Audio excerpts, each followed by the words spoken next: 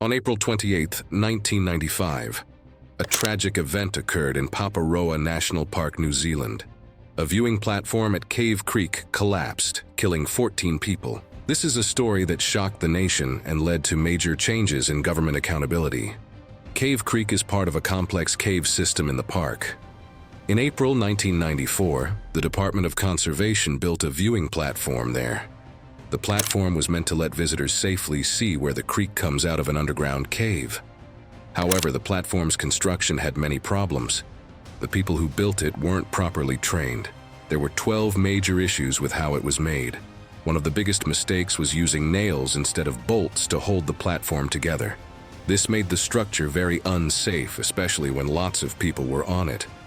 On the day of the disaster, a group of students from Tai Putini Polytechnic in Greymouth came to visit Cave Creek. They were studying outdoor recreation and were excited to explore the area. Dock officers were with them to guide the trip. When they reached the platform, the group split up. The larger group, with 17 students and one dock officer, went onto the platform first. Some of the students started to shake the platform for fun. At 11:25 a.m., the platform suddenly broke away from the cliff. It fell 40 meters into the rocky creek below. In just seconds, 14 people lost their lives. The survivors were in shock. They had to act quickly to get help. But it wasn't easy. The area was very remote with no cell phone service. The nearest road was several kilometers away. This made it hard for rescuers to reach the site quickly. One survivor later said, "It happened so fast. One minute we were enjoying the view, the next minute everything fell apart. The sound of the platform breaking is something I'll never forget." When rescuers finally arrived, they faced a difficult task. The area was dangerous with loose rocks and steep cliffs.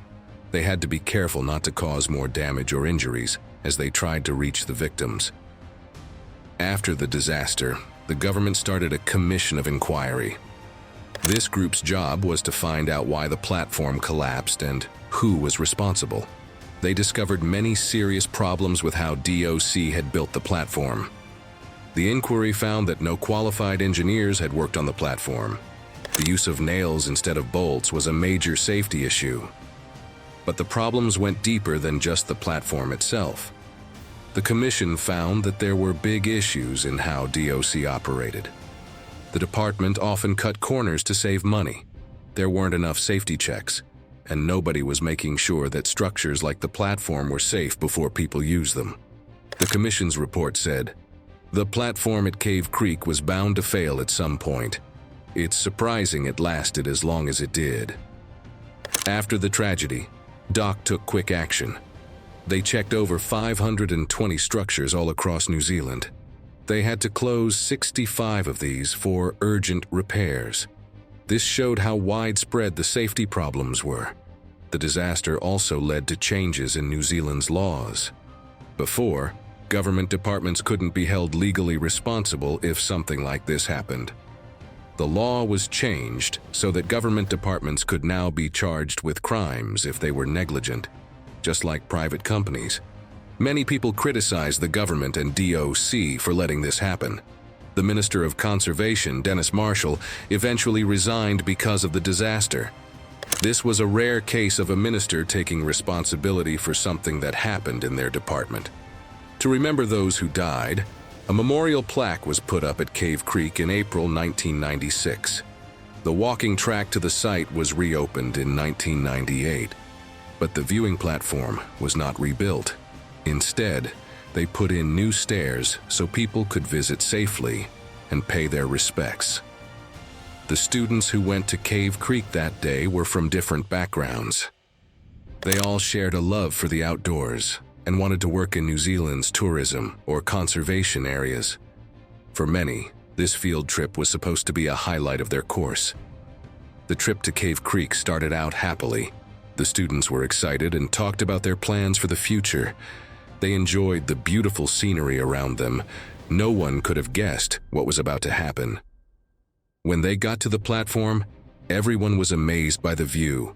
The creek below looked beautiful in the sunlight, and the forest around them was lush and green. It was right at this moment, when everyone was enjoying the view, that the platform collapsed.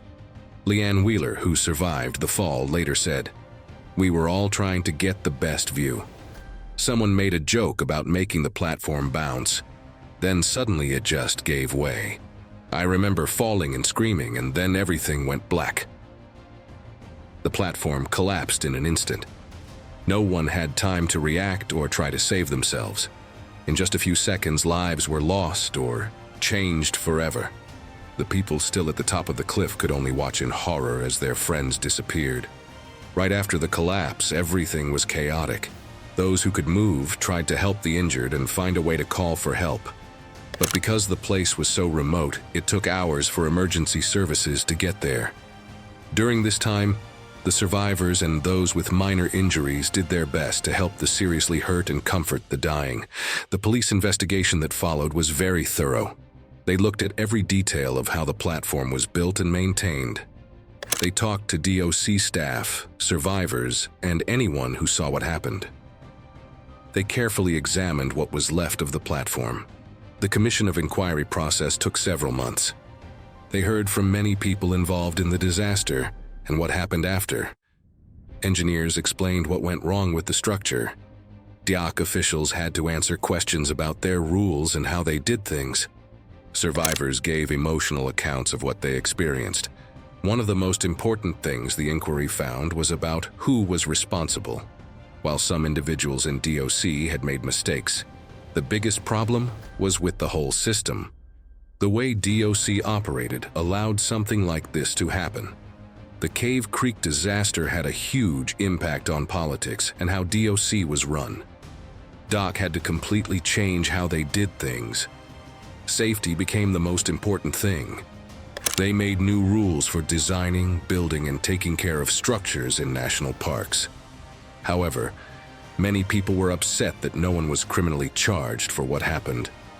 Even though it was clear that negligence caused the disaster, no individuals were held legally responsible. This made people question whether the government was really being held accountable and whether the laws were strong enough to prevent similar tragedies. For the families of those who died and for the survivors, the Cave Creek disaster changed everything.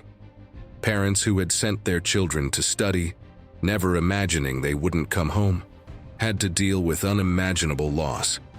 Gary Reed, whose daughter died in the collapse, said, "You never really get over something like this. You learn to live with it, but there's always a part of you that's missing. We just hope that lessons have been learned so no other family has to go through what we have." Survivors like Sam Lucas had a long and difficult recovery, both physically and mentally. Lucas said, "For a long time, I couldn't even look at a cliff without panicking. It's taken years of therapy to get to a point where I can enjoy the outdoors again." People continue to remember those lost at Cave Creek.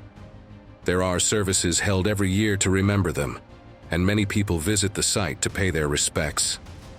The disaster affected not just those directly involved, but the whole community of Greymouth and beyond. The Tai Poutini Polytechnic, where the students were from, was deeply impacted. The loss of so many young lives left a lasting mark on the school and the town. In the days and weeks following the disaster, the community came together to support the families of the victims and the survivors. There were memorial services, fundraising efforts, and counseling services offered to help people cope with the tragedy. One rescue worker described it as the most difficult and emotionally challenging operation I've ever been part of. The rescuers had to deal not only with the physical challenges of the terrain, but also with the emotional impact of what they were seeing. Survivor Stacy Mitchell later spoke about his struggle with survivor's guilt. "For a long time, I couldn't understand why I survived when others didn't. It's something I still grapple with today." Carolyn Chisholm, who lost her son in the disaster, became an outspoken campaigner for change. She said, "We couldn't bring our children back, but we could fight to make sure this never happens to anyone else's child." If you enjoyed the video, make sure to like and subscribe to True Perils and share your insights in the comments below.